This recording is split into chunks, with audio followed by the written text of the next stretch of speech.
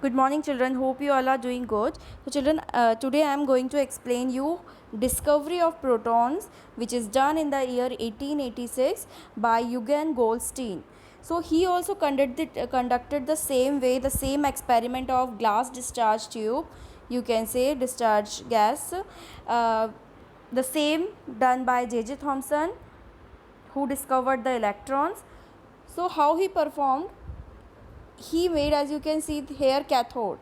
So he used in this experiment perforated cathode which is having the holes or pits like structures, okay, holes. So he filled the glass tube in this discharge tube, glass tube, and he applied a high voltage and at low pressure. So conditions are the same that is done by the J.J. Thomson. He used the same conditions, but only he used the perforated cathode.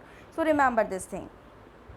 So what he observed while he was performing this experiment, he observed a fainted red glow behind the cathode. So behind this cathode he observed here the red glow, and he further found that why it developed. So he found the reddish glow was occurred or developed due to the hitting of the sun rays that travel in a straight line.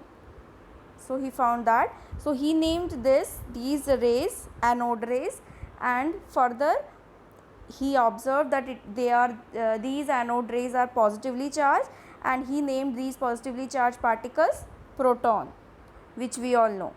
So here in the next slide I am showing you. So he used the perforated cathode here, and he observed that from the anode electrode these rays are coming, and when they hit it they produce the red glow behind the perforated cathode. Conditions are same, at high temperature, high voltage and very low pressure. As I said, under these conditions only, at low pressure only, these gases can pass the electricity, otherwise it will not. So you can see the positive charge, we know positive charge is due to the anode, proton.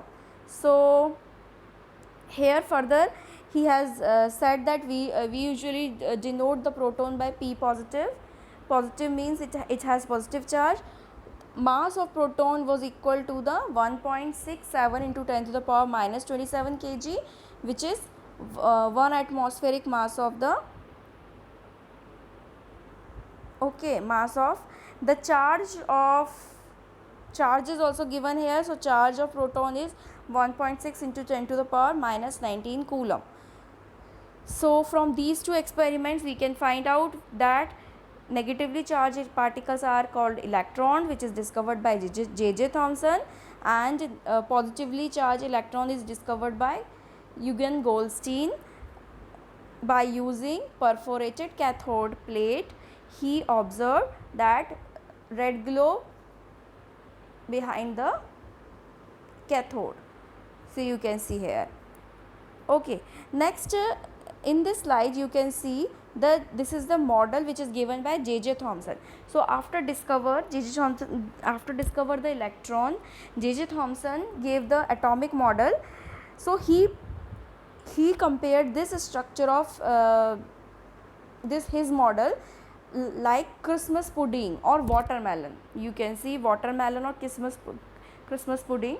So you know, in Christmas pudding also we are adding dry fruits, we are adding raisins, and even in the watermelon seeds are there. Okay, so you can say if it is we can compare this diagram with the with watermelon also. So in the watermelon, what he said that it can be a Christmas pudding. So in the Christmas pudding these negative charge can be raisins or dry fruits, or in the case of watermelon they are the seeds. So we know the watermelon structure, so they are the seeds, and this spare part is consist of protons, which is positively charged, and which is in the case of Christmas pudding we are eating full completely, but in the case of watermelon, at this edible part, this red edible part that we are eating in case of watermelon is proton part according to him. Okay, so J.J. Thomson compared this atomic model with Christmas pudding or watermelon. So you can see, read this yellow box also. So what he observed in these, he said that an atom has a sphere of positive charge. So this sphere you can see here labeled in the diagram. Atom has a sphere of positive charge in which protons are present. So in this you can see the edible part that we are eating in watermelon, that is proton, consists of proton, and the negative charge particle called electrons are embedded in the positive sphere. So he said that inside the positive sphere only electrons are embedded, electrons are placed in different areas. Okay, so here negatively charged are the electrons and the positive charge is the green part, part you can see. Then he said, third point, that the positive charge is due to the protons and negative charge is due to the electrons, that we all know. So both these electrons and protons are balancing each other. So as we know that in an atom, in the structure of atom, equal number of electrons are always there and equal number of electrons are present and same number of protons are present. So E is equal to P always. I told you so many times. So electron are always equal to the number of the protons. So now he said the same thing and he just conclude that that's why only atoms are electrically neutral, because it contains equal number of protons and equal number of neutrons. Now children, in the homework please do check point number 1 and check point number 2. So this check point number 1 do in a copy. Now next I am just going to explain you. Next model is Ernest Rutherford model. Okay, so what he did, he was the former student of J.J. Thomson. So he was the former student of J.J. Thomson, and he also conduct so many experiments on the same topic, structure of atom, and he said that this Christmas pudding structure or atomic structure which is given by J.J. Thomson is incorrect. Okay, now what he suggested, he has done some experiment that is called, you can see it is written here, alpha particle scattering experiment. So he has performed this alpha particle scattering experiment. So these are the what he has done in that, he fired fast moving alpha particles into a very thin sheet of gold foil. So underline this line, he fired fast moving alpha particle at a very thin sheets of gold foil. Now what is alpha particle? So it is given in this yellow box that alpha particles, you can see that alpha particles are positively charged helium. We all know helium. Helium is the atomic number 2 element in the periodic table. After hydrogen, helium will come. Atomic number of helium is 2 and mass number is 4. So helium ion He2 plus, when helium ions, they are the alpha particles. Okay, they are very tiny and each alpha particle has a mass of 4 unit.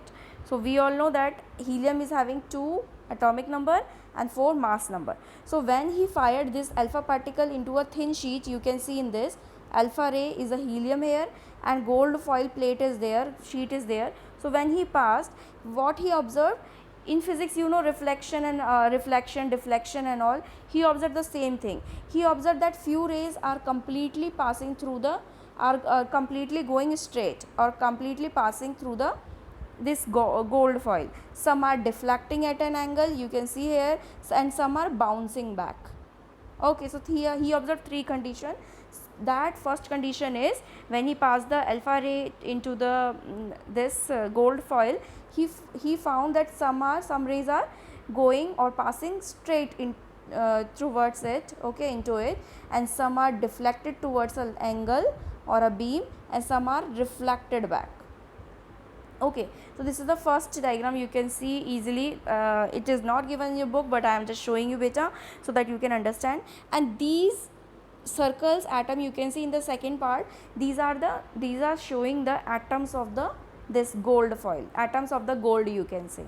Okay, so now what he has done, as I am reading, he observed that most of the alpha particle passed straight through the undeflected. So here it is written, you can see undeflected alpha particle, undeflected alpha particle.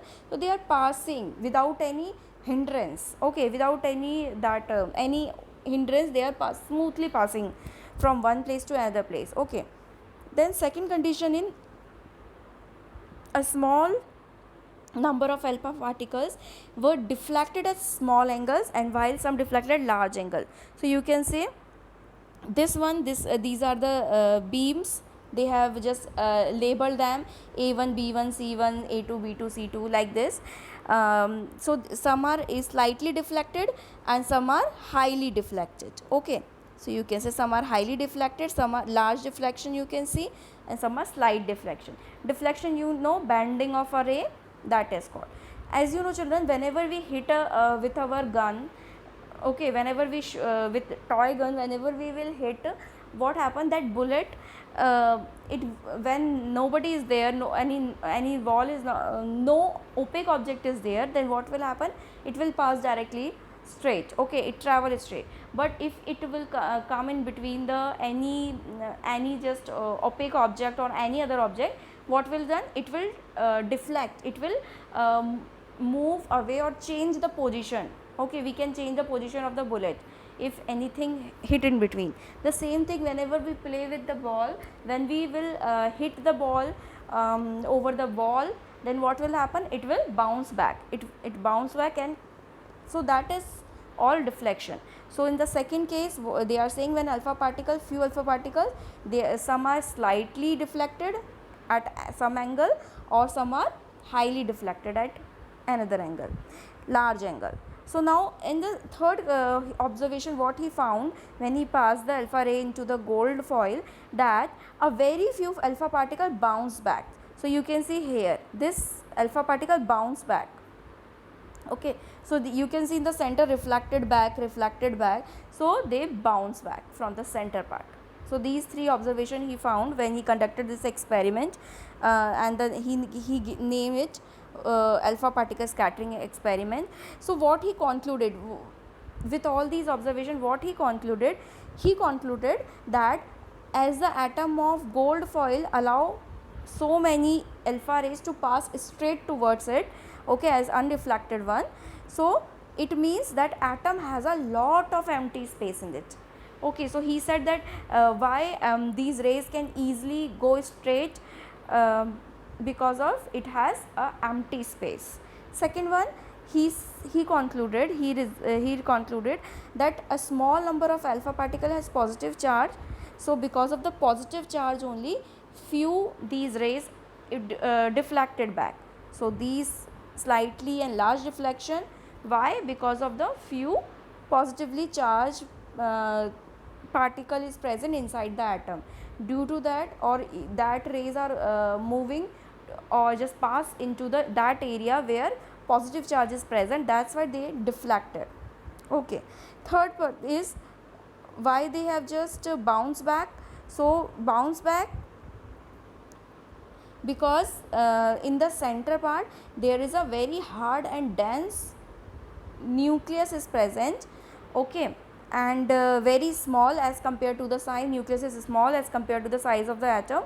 So because of this nucleus, in the center part nucleus is present, because of the nucleus they are bouncing back.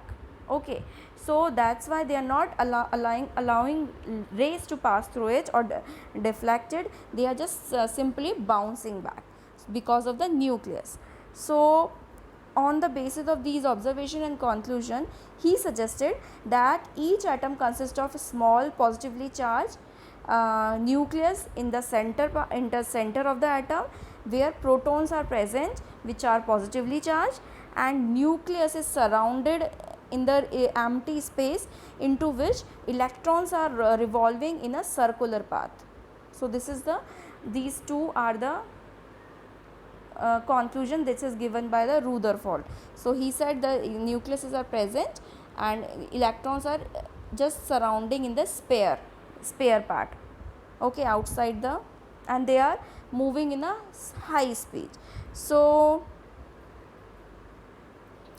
in a box it is written, can we say that Rutherford, this atom is also called as planetary atomic structure? Planetary, because we know that in a planet also, that all the planets revolves around the sun. In our solar system, all the planets revolve around the sun. So like this, nucleus considered, he considered nucleus as a sun, and all the electron he considered as a planets. So it is also called as, this model is also called as planetary model of atom. Now drawback, what is the drawback? So drawback is that he said that these electrons move in a circular path with very great speed. Okay, so Maxwell, he is the another scientist, he challenged this observation and he argued it. He just said that that according to the radiation theory is there, when he just studied the radiation theory, he said that when any charged particle move with a high speed, it emits the energy. Okay, so whenever, if electrons are moving at a high speed, it also emits the energy in the form of radiations. So if electrons will move at high speed, what will happen? They will release more and more energy continuously, and they will become unstable. As a result of this instability and reducing energy, the electrons must come closer and closer, and it can collapse with the nucleus. Okay, if it is rotating, so it can come in contact with the nucleus, it can collide it, and it can fall also. Okay, and nucleus can also fall in taking a spiral path. So they both can bombard electrons and nucleus. So this theory is, he said that it is not, if it is moving, electrons are moving, so this falling of nucleus can takes place, and they can collapse, and atoms can also collapse. So this theory is not given a suitable explanation to prove this movement of the electrons. Okay, so this is the drawback of this Rutherford theory. So now you can see here alpha particles, in this, some are going straight, first line you can say, and last line, some are deflected at a slight angle, and the reflected large angle, and some are bouncing back. So this diagram also you can say, so this bounce back because center part nucleus is present. Okay, and this part is near the nucleus, that's why it is slightly deflected at different angles. Now, so drawbacks also I think you understood. Children, read this page number 44 and 45, do the checkpoint number 1 and 2. Thank you children, have a nice day, God bless you.